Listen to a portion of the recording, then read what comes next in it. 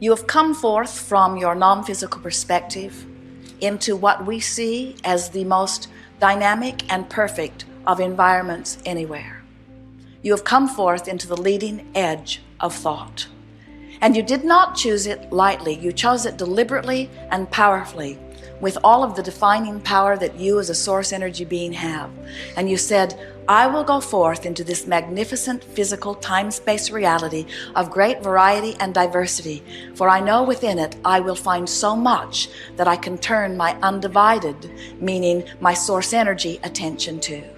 You said, I know the beauty of this place.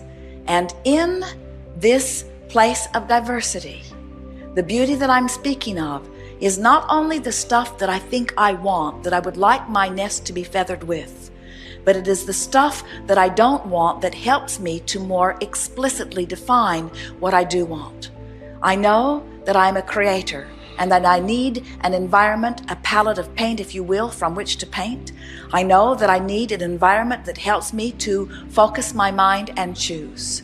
And I've chosen in this time, in this body, under these circumstances, this time-space reality, because I knew then and I know now that it will evoke within me clear desire, and that the larger part of me has now, there it is again, become it.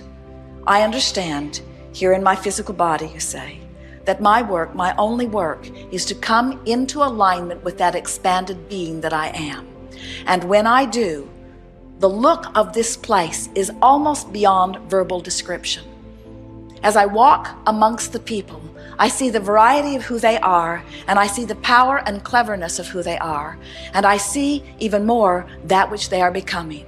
And so, in the war, and in the confusion, and in the argument, I see not just improvement, I see a new world erupting, because I see the expanded version of life as a result of mass consciousness's individual focusing in its individual perspective. I stand in my physical body, you say, and I'm living my life as broadly as I can. And I'm squabbling about salt, and I'm worried about this, and I'm worried about that. But I am defining who I am by reaching for source energy's perspective relative to each thing that I live. And as I allow myself to come into concert with that which is source, as I live the details of my day-to-day life experience, I let myself in on the benefit of all of those generations that have gone before. And most important, I let myself in on the benefit of that which I've created right here, right now, in this body, in this physical time-space reality. As we watch you from our non-physical vantage point, the appreciation we feel for that which you are cannot be accurately spoken in words. But we want you to know that everything that you are living is causing an expansion of that which you are, and therefore an expansion of that which we are. And we revel in that expansion. We never for a moment mourn you're not coming along with us. We never for a moment, frankly, even notice that you haven't come along. We do not look back and wonder if you're there. We only look in our undivided fashion at that which you have carved out, because we know that as we look at that which you have become and hold a steady gaze upon it and offer a vibration only about that, that if you're listening carefully enough, you will catch the call of source and you will begin moving in the direction of it. And maybe some of you will move closer in the direction of it today, and maybe some of you will not move there until you croak and come all along, but every single one of you without exception will come along with that which we have created. And in all of that is joyful expansion. You did not come into these bodies to have growth. You came into these bodies because growth was inevitable and you wanted to enjoy that growth.